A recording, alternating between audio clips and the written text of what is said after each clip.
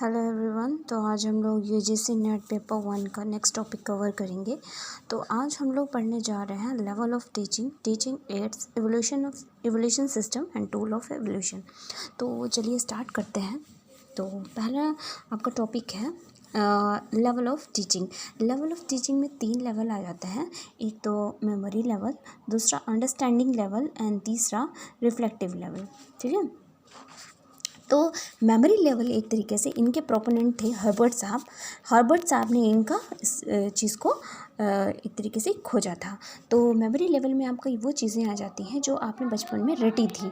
ठीक है, जो आपने बचपन में रट के याद की थी, तो वो चीज़ें इसमें मेमोरी लेवल में आ जाती है। इसमें कुछ आपको समझना नहीं होता था, आप सिर्फ रटते जाते थे और चीज़ें आप उस तरीके से पढ़ते थे। तो ये हो जाता है आपका मेमोरी लेवल। देन सेकेंड आपका अंडरस्टैंडिंग लेवल आपका मोरिसन साहब ने दिया था। मोरिसन साहब ये अंडरस्टैंडिंग लेवल में आपका ये मेमोरी लेवल भी आ जाता है, मतलब कि आपने पहले रटा और फिर उसको समझा भी थोड़ा बहुत। ठीक है, तो ये सारी चीज़ें अंडरस्टैंडिंग लेवल में जाइए। देन आपका रिफ्लेक्टिव लेवल एक तरीके से ये इसके प्रोपोनेंट थे हंट साहब। तो ये इसमें वो चीज़ें आ जाती हैं, आप जो भी चीज़ें पढ़ रहे हैं और समझ रहे हैं और प्लस उसको आप अपने स्मृति पटल पे ला रहे हैं, मतलब कि आप उसको समझने के साथ साथ उसका चिंतन कर रहे हैं, मनन भी कर रहे हैं।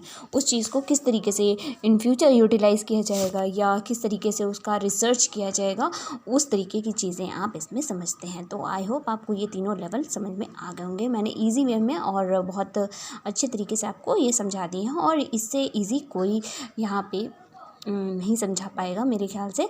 और ये बहुत ही इजी मेथड से मैंने आपको समझा दिए हैं। ये इसमें बहुत टफ भी नहीं है, आपको थोड़ा थोड़ा समझना है कि इन सारी चीज़ों में क्या जाता है, और बाकी आप एग्ज़ाम में आप खुद ही समझ जाएंगे कि किस तरीके से चीज़ें आती हैं। देन आपका नेक्स्ट टॉपिक है टीचिंग एड्स में आपका आ जाते हैं वो चीज़ें आती हैं टीचिंग एड्स में, जो एक तरीके से आप जो टीचर हैं तो आपको किस तरीके से प्रोत्साहित कर रही हैं या किस तरीके से आपको मोटिवेट कर रही हैं, तो वो चीज़ें इसमें आ जाती हैं। एक तो आपका हर तरीके से इसमें देखा जाता है कि आप में कितनी क्वालिटी है। तो पहला होता है एक्टिविटी परफॉर्मेंस, देन सेकंड है आपका clarification, experience, discouragement of cramming, increasing evolution. तो इन चीज़ों का मतलब ये है आप कितना अच्छे से एक्टिविटी परफॉर्म कर रहे हैं, आप स्टूडेंट को कितना क्लैरिफिकेशन करके दे रहे हैं, वो कौन से टॉपिक पे अटक रहा है, किस टॉपिक में उसको समझ में नहीं आ रहा है, तो वो सारी चीज़ें आप उसको समझा के दे रहे हैं। देन एक्सपीरियंस, एक टीचर का एक्सपीरियंस बहुत ही मायने रखता है कि आपको कितना एक्सपीरियंस है टीचिंग से, तो आप अपने बच्चे को आराम से पढ़ा सकते हैं। ठीक है। तो देन आपका दूसरा आता है डिस्करेजमेंट ऑफ क्रैमिंग। आप जैसे कि जितना भी पढ़ाई का बोर्डम होता है स्टूडेंट्स के ऊपर, आप उसको किस तरीके से एक स्टूडेंट को उन चीज़ों से उबारते हैं, उन चीज़ों को कम करते हैं। ठीक है। इंक्रीज इन वोकेबलरी, ये इसका मतलब ये होता है कि आपके अंदर बोलने की इतनी क्षमता होनी चाहिए कि आप जो भी अपने स्टूडेंट को समझाने चाह रहे हैं तो आप उसको अच्छे तर्कों के साथ समझा सकें। तो ये सारी चीज़ें इसमें आ जाती हैं। देन आपका नेक्स्ट टॉपिक है इवोल्यूशन सिस्टम में आपका वो आ जाती है जैसे कि आप एक स्टूडेंट का किस तरीके से इवैल्यूएशन कर रहे हैं, उसकी किस तरीके से जांच पड़ताल कर रहे हैं कि वो कहाँ अपने कहाँ पर बिलोंग कर रहा है टीचिंग में, वो पढ़ाई में कहाँ पर बिलोंग कर रहा है, सॉरी।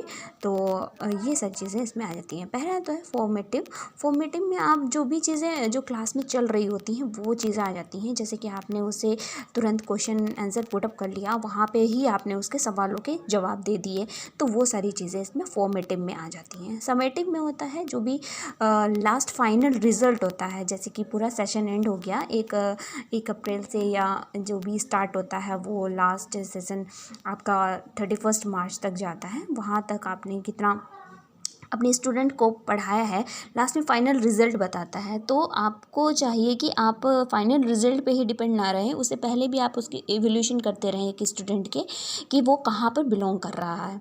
ओके। देन आपका आता है paper pencil text. Paper pencil text मतलब कि जो भी आप उससे क्वेश्चंस पूछ रहे हैं, पुटअप कर रहे हैं, वो पेपर पेंसिल पे, मतलब कि एक पेपर पे आप उससे क्वेश्चन आंसर पूछ रहे हैं। देन दूसरा है objective and descriptive. Objective and descriptive मतलब कि वो भी क्वेश्चन आ जाते हैं जो आप एक स्टूडेंट से ऑब्जेक्टिव टाइप के क्वेश्चन पूछ रहे हैं या किस तरीके से उससे आप क्वेश्चन पूछ रहे हैं, वो सारी चीज़ें इसमें आ जाती हैं। टूल्स ऑफ एवोल्यूशन में लास्ट ये टॉपिक है। टूल्स ऑफ एवोल्यूशन में बहुत सारी चीज़ें आ जाती हैं कि आप अपने स्टूडेंट्स का बहुत तरीके से एवोल्यूशन कर सकते हैं। यहाँ पे ये दी गई हैं।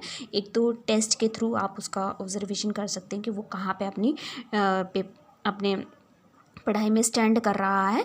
दूसरा आपका ऑब्जर्वेशन है, आप उसको ऑब्जर्व करिए कि वो किस तरीके से पढ़ाई में रुचि ले रहा है। देन थर्ड आपका है टीचिंग इंटरव्यू। आप उसमें आपको उसका इंटरव्यू भी ले सकते हैं कि बच्चे का किस तरीके से वो पढ़ रहा है, ये किस तरीके से क्या कर रहा है, उससे इस तरीके से सवाल जवाब पूछ सकते हैं।